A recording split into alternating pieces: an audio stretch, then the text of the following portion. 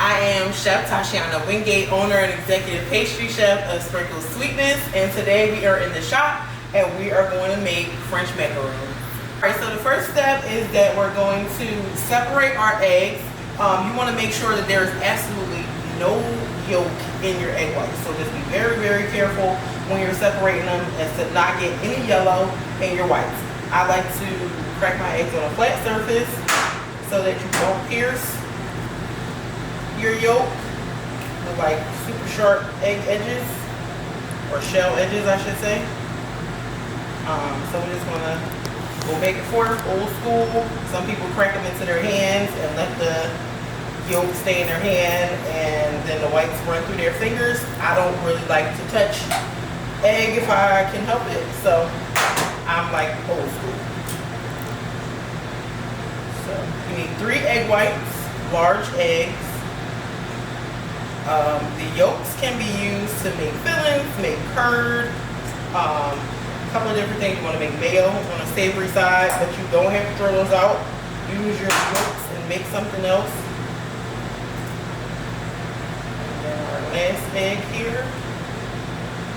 We don't want to break our yolks because our egg whites will not whip if there's any yellow in them.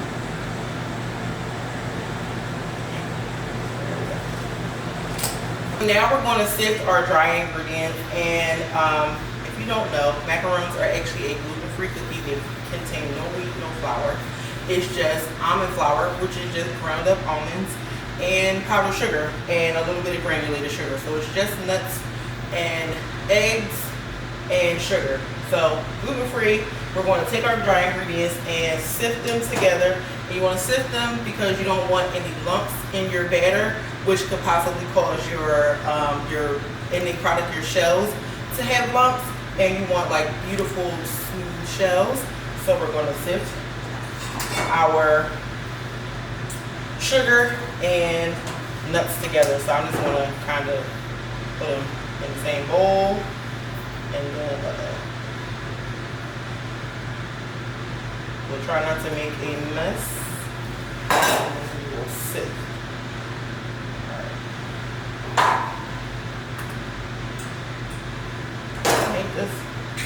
Wait, I need a larger sifter. This is crazy. This is going to take me all day. Alright. Alright, bigger sifter.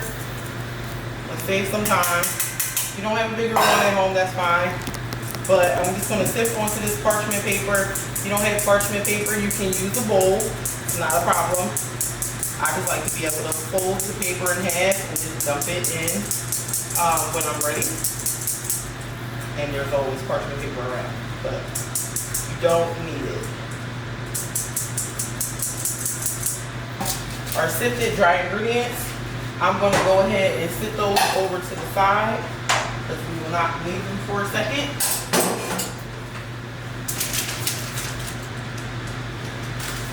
And we're going to start making our meringue. So we're going to take our egg whites and pour them into our mixing bowl. You want your mixing bowl to be grease free. So like if you made a batch of buttercream before you made your mix, make sure your bowl is 100% clean. It has no fat in it whatsoever, because that will stop your egg whites from whipping up.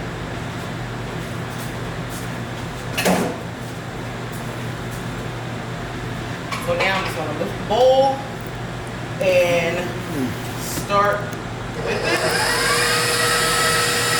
on high.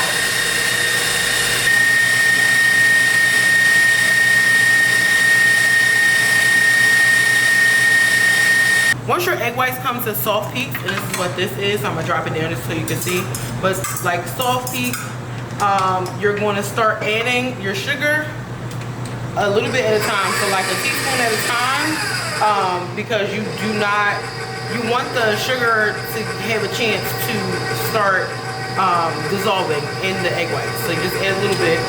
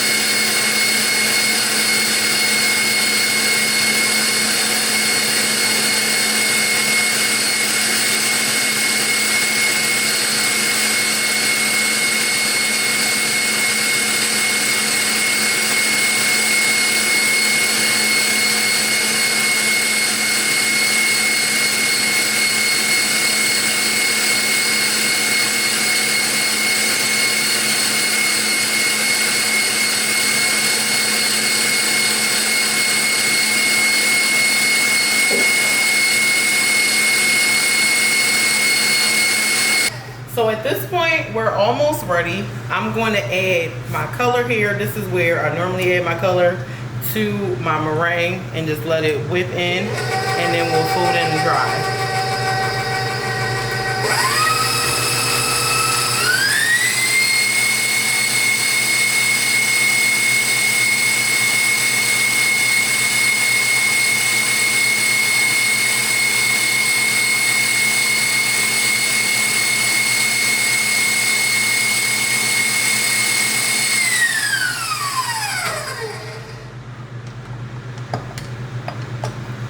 Now, as you can see, we have a beautiful light blue meringue, stiff peaks.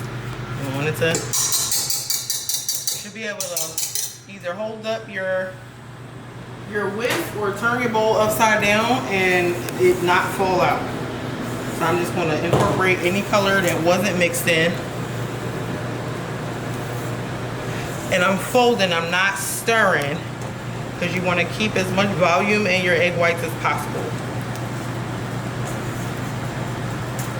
Alright, so I feel like our color is pretty evenly distributed. We're going to start adding our dry ingredients. So I don't dump it in all at once.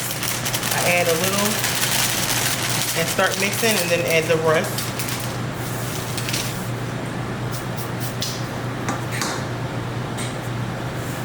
And so again, we're folding. So you're going to go around your sides and then you come through your middle and you just keep doing that.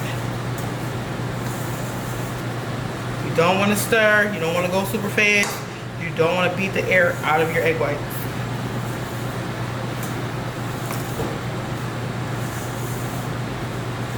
Alright, so that's pretty well mixed. I'm going to add the rest of my dry ingredients.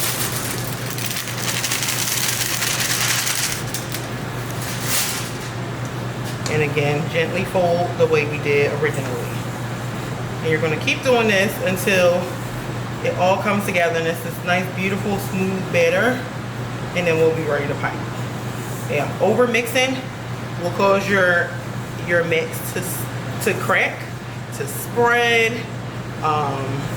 Sometimes they do what I call throwing up. So the top cracks and then more comes out of the top. So it looks like your mac literally vomited on itself. So over mixing is not good. We're almost there. So at this point, the batter becomes very tight, and that's when it's going to start working your arm muscles. And you got to keep going, making sure you're incorporating all your egg white from the sides of your bowl.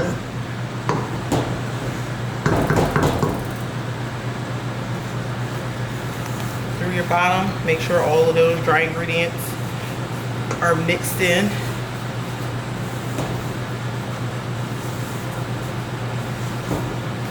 So you can see the different stages. We're almost there. It's almost smooth.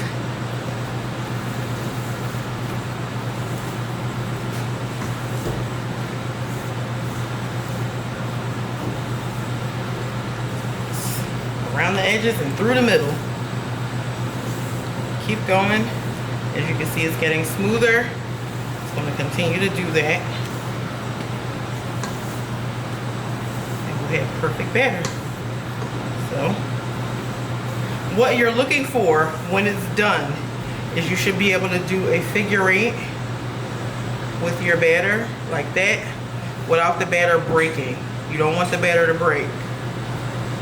So, if you can do a figure 8 or you can go back and forth without the batter breaking, we're almost there.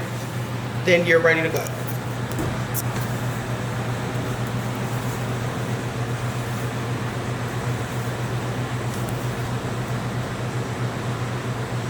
Yep, here we are. So we are now going to put our batter in our piping bag.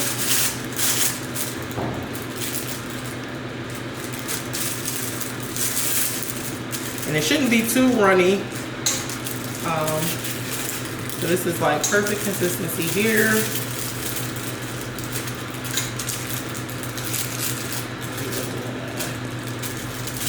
Piping. You don't want to overfill the bag either, so you don't use all of it in the first one, that's okay. You do want to put your excess batter in another piping bag and not leave it in the bowl. You can leave it in the piping bag for several hours without piping it. It's completely fine. All right, so now we are going to pipe. I have parchment down on my baking pan. Not everybody uses parchment. Some people use silicone mats. That's completely fine. I prefer parchment. I feel like it helps the drying process a little bit. So today we are using parchment. Got parchment down, and we're just going to pipe. You're going to hold your bag straight above the pan and pipe down. And then you'll give it a little tick to kind of get rid of that little dot at the top. And you want to give them about 2 inches apart so that they have room to spread and grow. They will spread a little bit, especially when you tap them out. So you definitely want to give them space. You don't want snowman mats unless you were trying to make those. So just going to pipe this whole pan.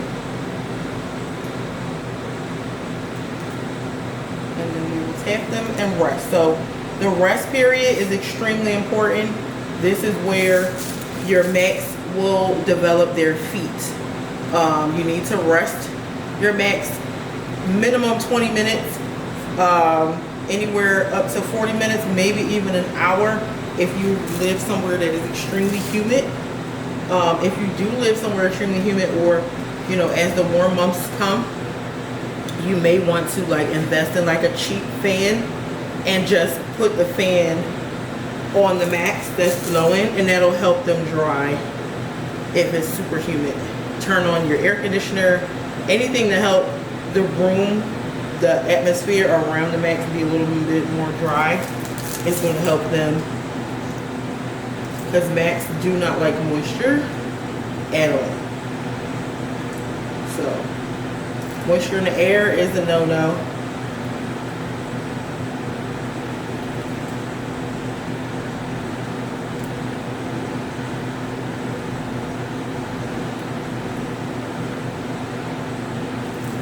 Alright, so piped our pan. So now what we're going to do is give it a few taps.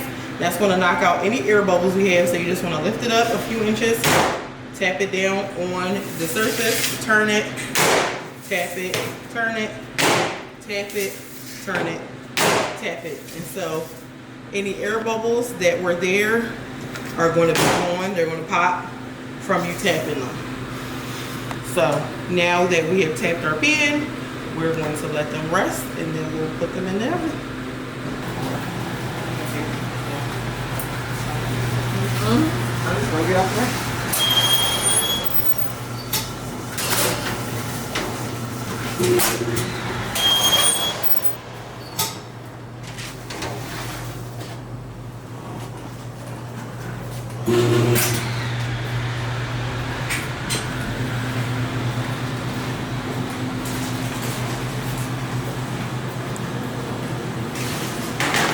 There we go. Pipe some chocolate frosting in the middle. Sandwich it like so.